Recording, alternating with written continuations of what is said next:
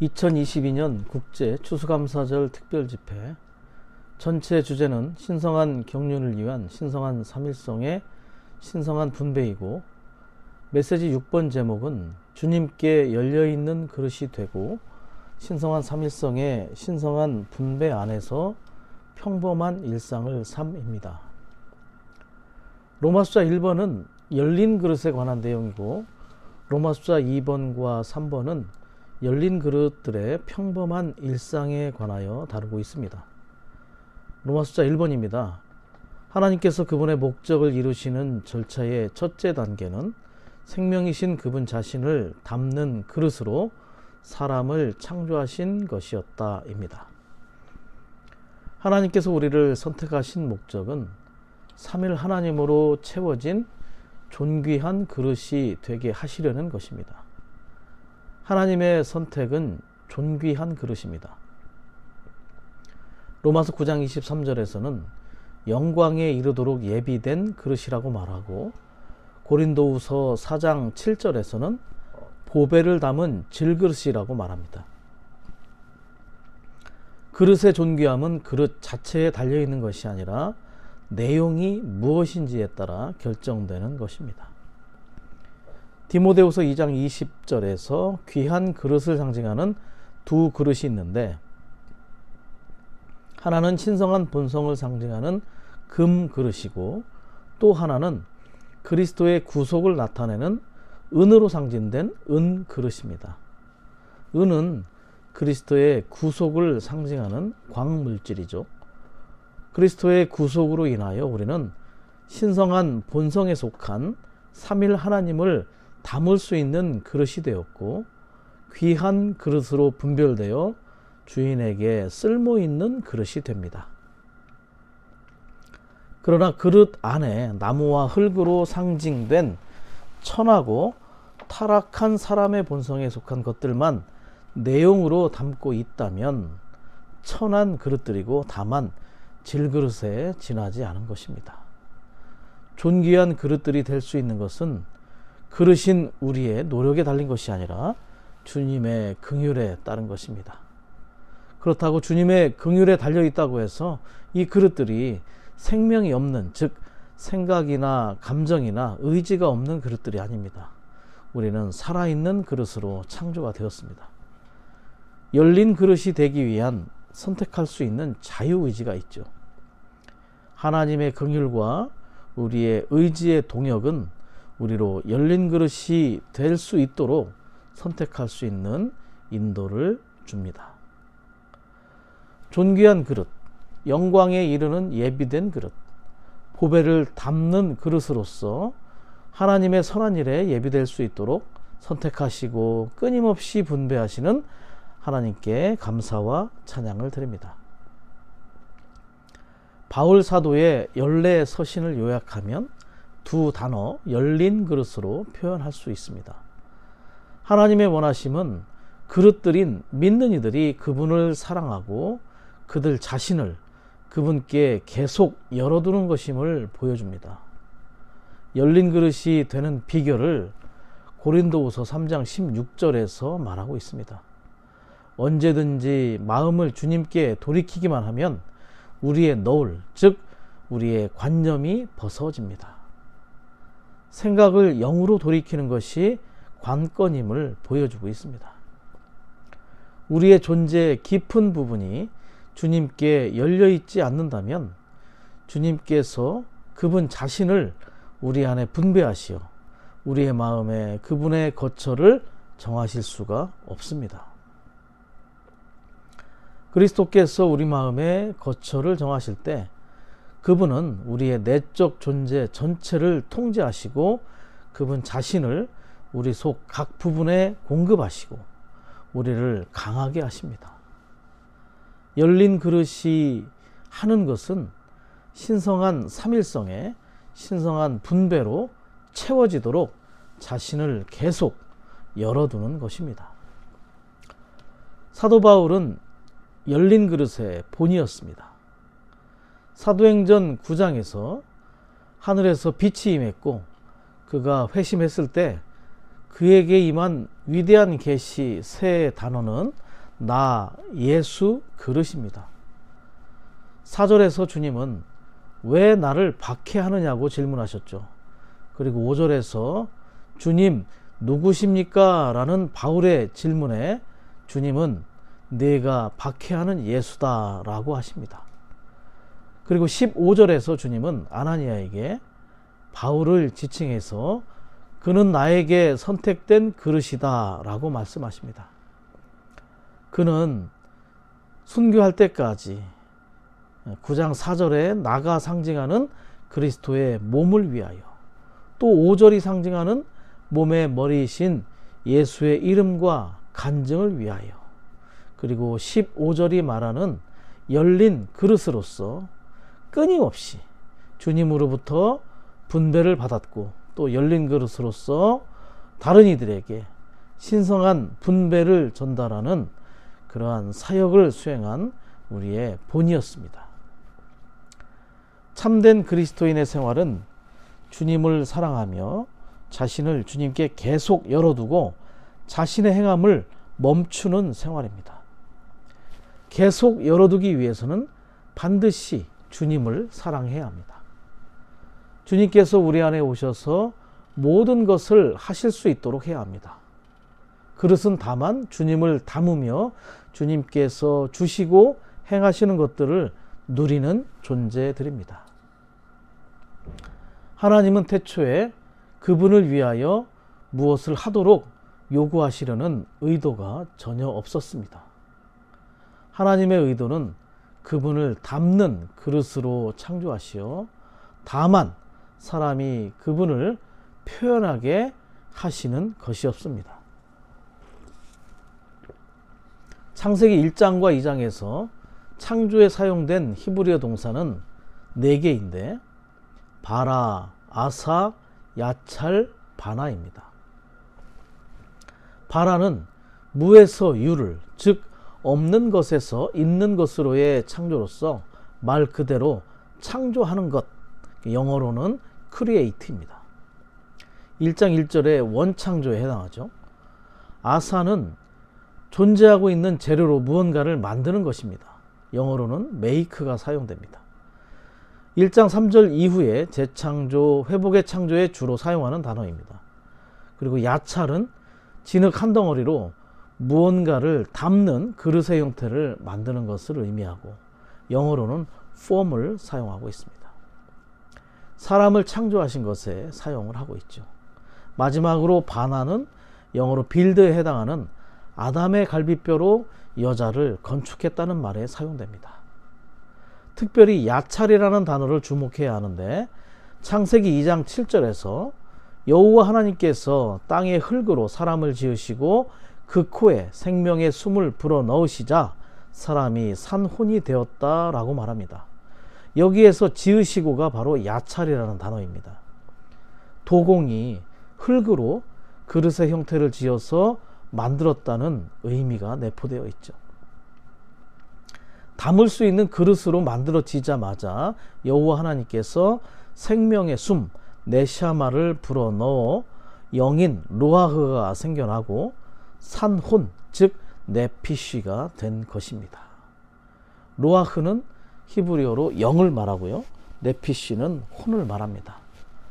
하나님을 담을 수 있는 그릇으로 창조하신 곧 지으신 여호와 하나님, 그분의 갈망은 다만 사람이 그분을 담고 그분을 표현하고 그분을 대표하는 것이었습니다.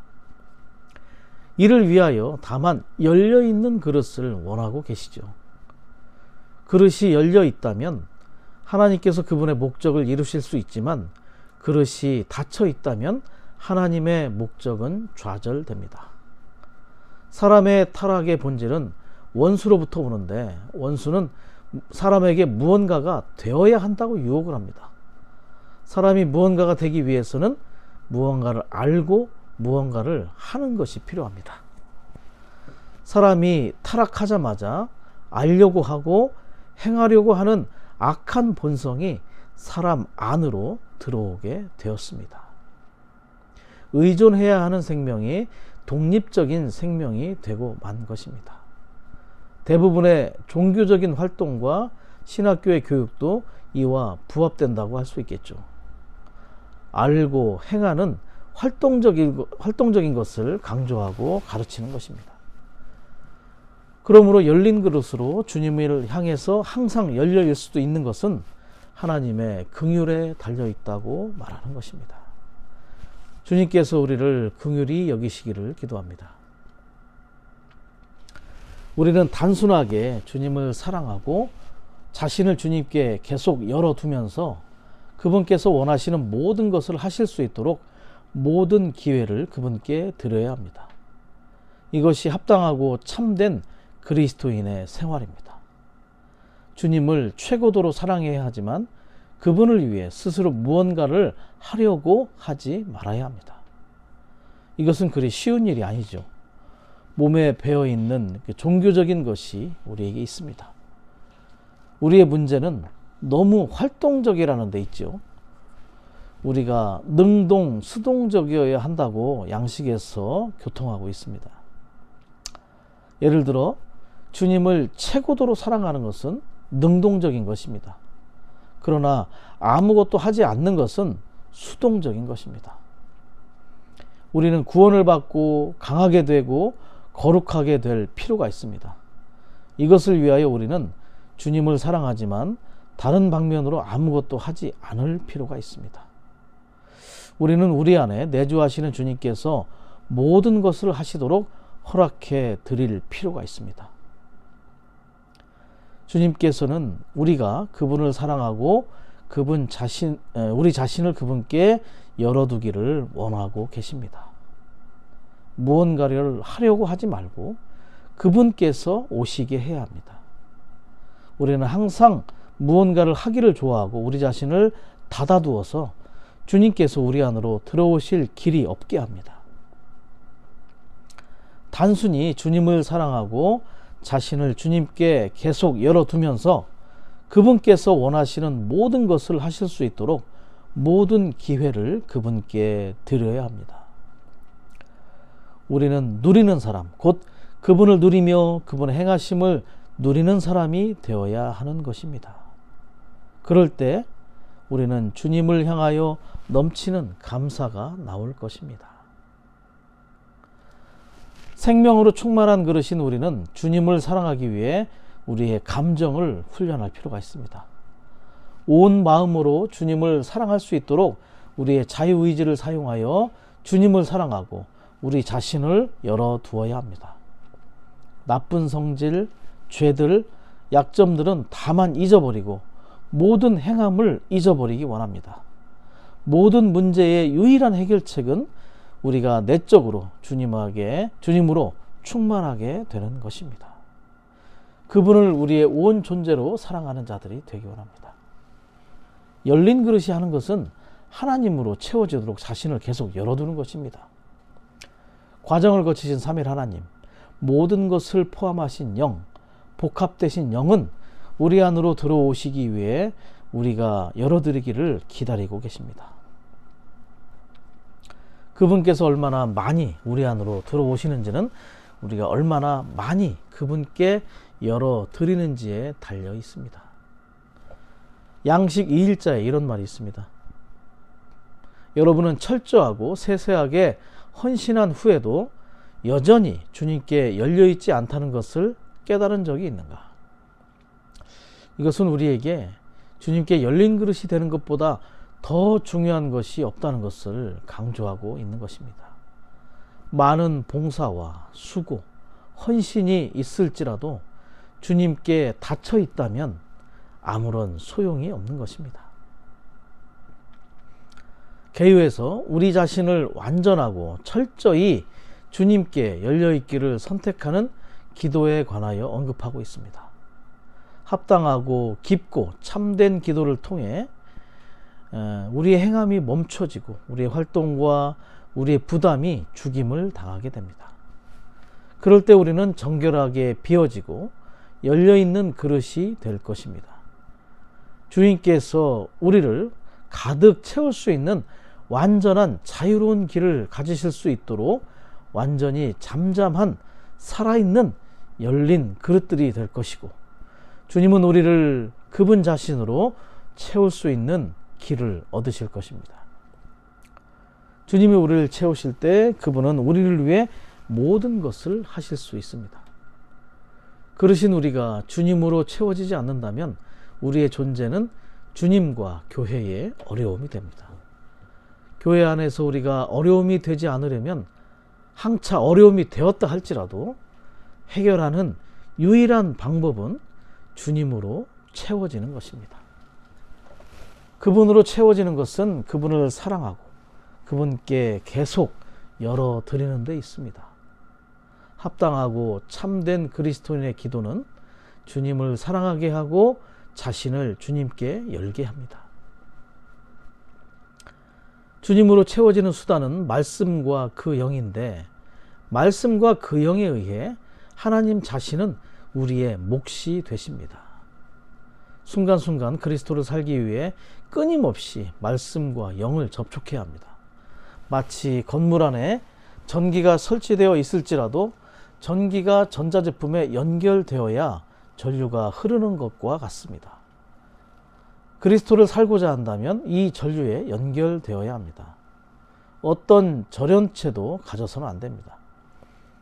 끊임없이 기도하는 것은 우리를 하늘에 속한 전류와 연결되게 합니다. 우리 안에는 그 영이 있고 우리 밖에는 말씀이 있습니다. 우리가 영을 사용하여 말씀을 누리기만 하면 자연히 우리는 삼일 하나님을 전달받아 적셔지고 배부르고 채워지게 됩니다. 그럴 때 우리가 행하고 말한 것은 다 그리스도가 표현되게 되죠. 이것이 바로 그리스도를 사는 것입니다. 로마서 2번입니다. 그리스도 안에 믿는 이들로서 우리는 신성한 삼일성의 신성한 분배 안에서 규칙적이고 정상적인 체험을 갖는 평범한 일상에 만족하기를 배워야 한다라고 말합니다. 평범한 일상입니다. 우리의 일상생활에서 신성한 분배를 체험하는 비결을 배워야 합니다. 규칙적인 체험은 습관과 구조를 세우는 것이 얼마나 중요한지를 말합니다. 정해진 시간에 아침 부흥을 하고 기도를 하며 또 성경을 읽고 추구하는 것은 생활 안에서 영적이고 습관적인 구조를 세우는 것이고 지속적으로 할 수 있는 능력을 배양하게 되는 것입니다. 정상적인 체험이라고 하는 것은 주님의 이름을 부르고 말씀을 기도로 읽는 정상적인 실행을 하는 것이 얼마나 중요한지를 말해주는 것입니다. 이러한 방식으로 신성한 분배를 조금씩 날마다 받아들이되 천천히 한결같이 거듭거듭 받아들여야 합니다. 우리 안에 단 한 번에 성취되는 영적인 일은 거의 없습니다. 우리 신체의 생명에서 그러하듯이 대부분의 영적인 일은 거듭 반복되어야 합니다. 하나님은 우리에게 무엇을 주시든지 한 번에 다 주시지 않습니다.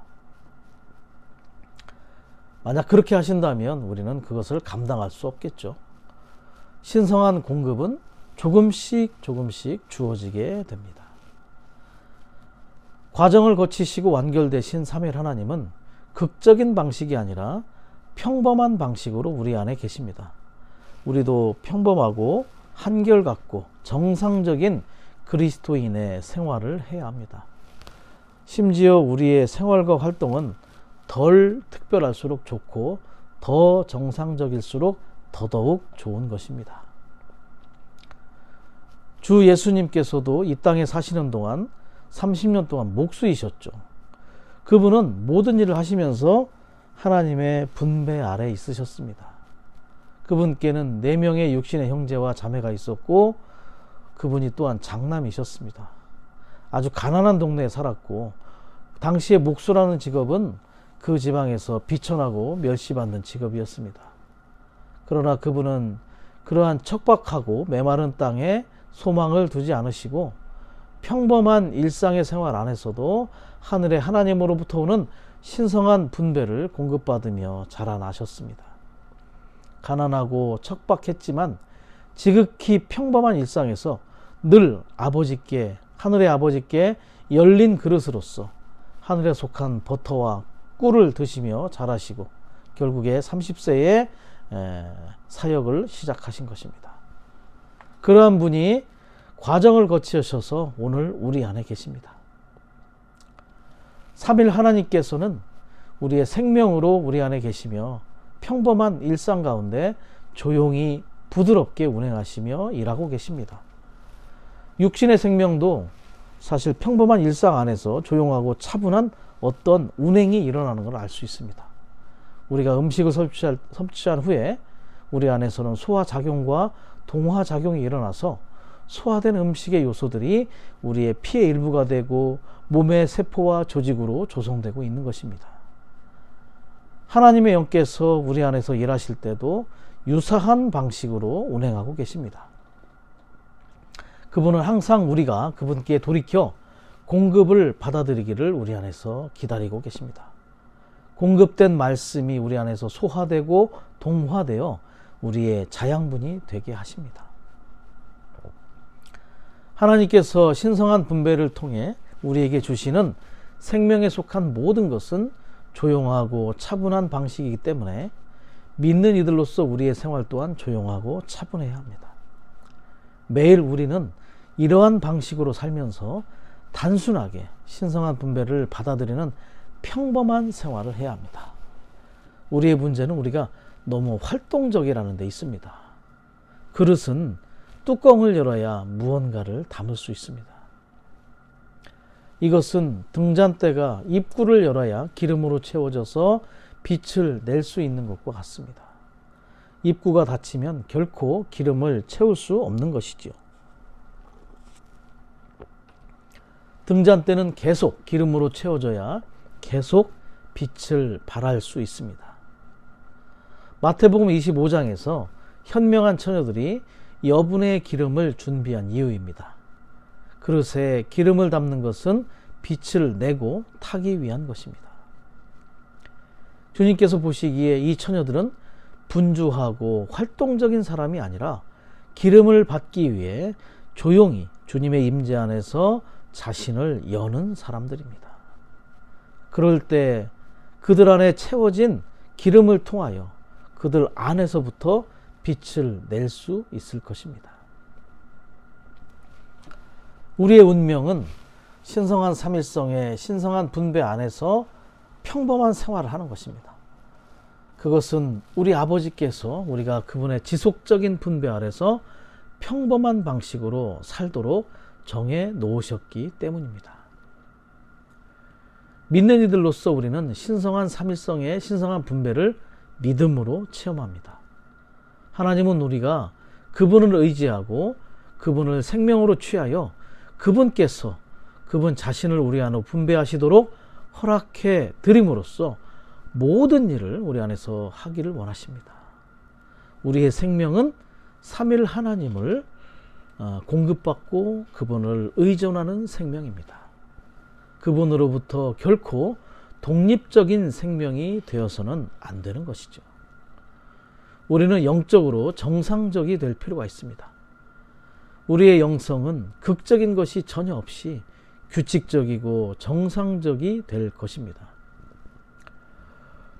로마서 8장 4절과 6절 그리고 갈라디아서 5장 22절에서 23절까지의 말씀들에서 제시하는 것처럼 생각을 영으로 돌이켜 육체에 따라 살지 않고 영을 따라 살 때 그 영의 열매들인 사랑과 기쁨과 화평과 오래 참음, 인자, 선함, 신실함, 온유, 자제 등이 정상적인 생활 안에서 산출될 것입니다. 로마서 3번입니다. 신성한 분배 안에서의 평범한 일상은 신성한 경륜의 기적적인 정상에 부합한다 입니다. 평범한 일상에 관한 두 번째 중점입니다. 그리스도, 그 영, 삼일 하나님, 신성한 생명과 신성한 본성에 대한 체험들은 전적으로 정상적인 것입니다. 몇몇 속생명파 교사들이 말하는 것처럼 영적이고 신성한 것들은 달성하기가 쉽지 않은 것들이 결코 아닙니다. 그들은 이러한 기적들을 받을 수 있는 자격을 갖는 지점에 이르려면 몇 가지의 요구 조건들을 충족해야 한다고 지적했고, 위트니스 리 형제님께서는 이 책들에서 제시한 지침들을 따라서 체험해 보려고 했지만 실제로 일치하지 않는다는 것을 발견했다고 하셨습니다. 마르틴 루터가 종교개혁을 하기 전에 몸담았던 교회사에서 두아디라에 해당하는 천주교는 당시 구원에 대해서 분명하지 않았습니다. 누군가가 루터를 향해 이런 질문을 합니다. 그대는 구원을 받았는가? 루터가 대답을 하죠. 천당에 가보면 알겠죠. 폭풍우가 심한 어느 날 밤에 겁에 질린 당시의 평신도였던 루터는 성 안나를 부르며 그녀를 외치다가 수도사가 되었다고 합니다. 당시 천주교는 많은 사람들을 성인으로 추대했습니다. 성 베드로를 필두로 해서 성 바울 등의 많은 성인들을 만들어냈죠. 신대륙을 발견한 콜럼부스도 성인 중에 한 사람입니다. 그래서 여행을 하기 원한다면 성 콜럼부스에게 기도를 하면 되고, 몸이 아프면 사복음서의 저자 중 하나인 의사였던 성 누가를 찾으면 된다고 가르쳤습니다. 루터는 사복음서에 등장하는 안나, 즉 성 안나를 찾다가 결국 수도사가 된 것입니다. 그런데 수도사들은 모두 혹독한 고행을 했다고 알려졌습니다. 루터도 독일에 살면서 영하 15도의 추운 겨울날 돌바닥에 이불도 없이 잠을 자고 고통을 받으며 금식하고 있었습니다. 당시 이러한 실행들은 수도사들의 미덕이었습니다. 충분히 굶주리고 추위에 떨고 고통을 받았는가? 라는 질문의 대답은 혹독한 고행의 수행이 대답이었습니다. 어느 날 수도사 중 한 사람이 루터에게 이렇게 권면을 합니다.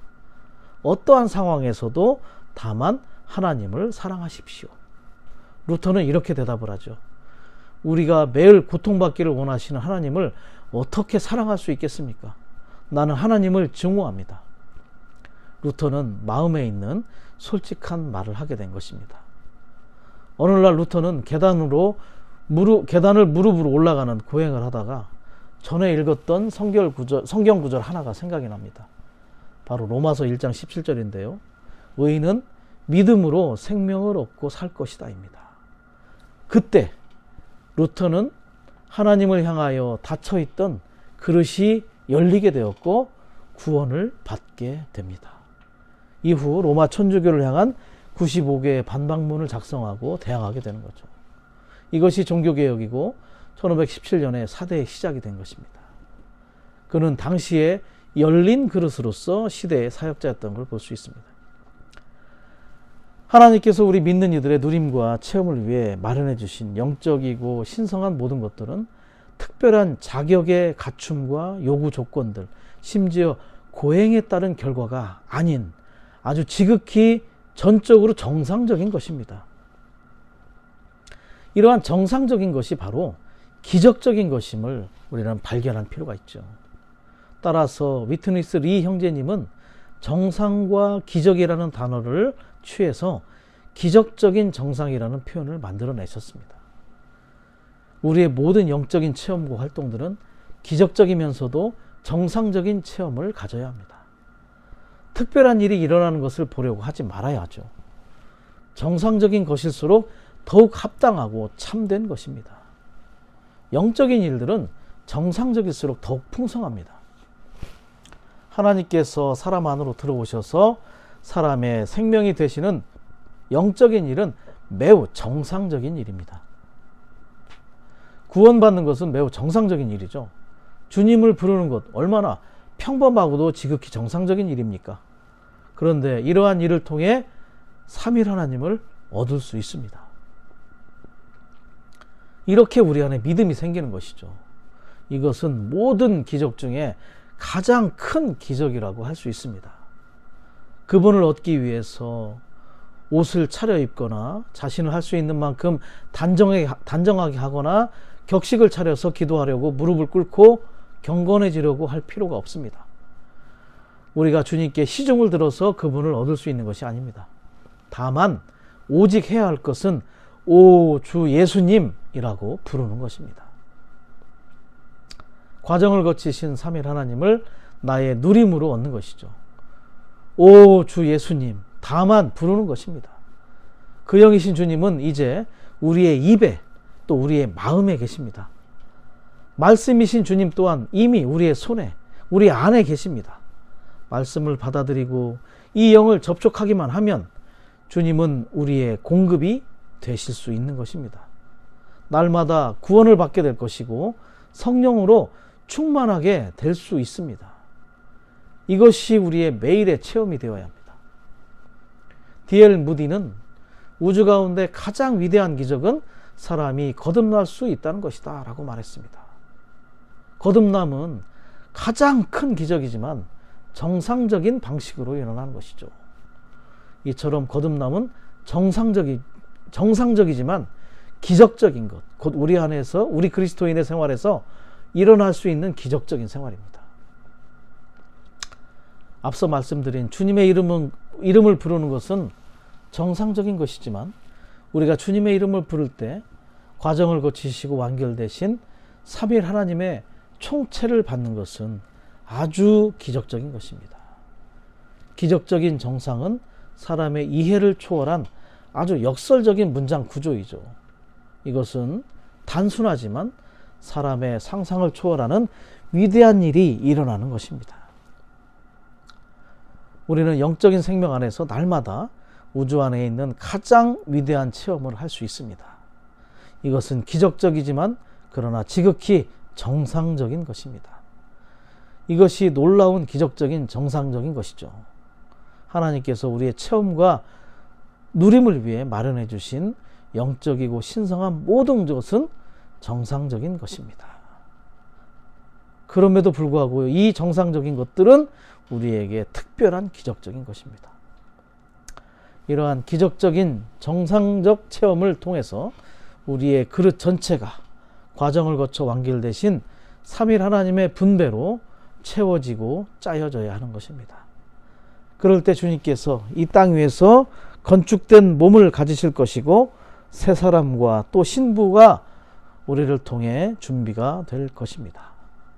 뿐만 아니라 삼위일 하나님의 이 신성한 분배는 이 땅에서의 우리의 시간에만 제한되지 않을 것입니다. 새하늘과 새 땅에서 모든 믿는 이들이 온전하게 될 때 주님께서 그분의 영원한 아내를 영원히 소유하실 것이고 여기에는 끝없는 신성한 분배가 계속될 것입니다. 주님을 찬양합니다. 아멘, 할렐루야.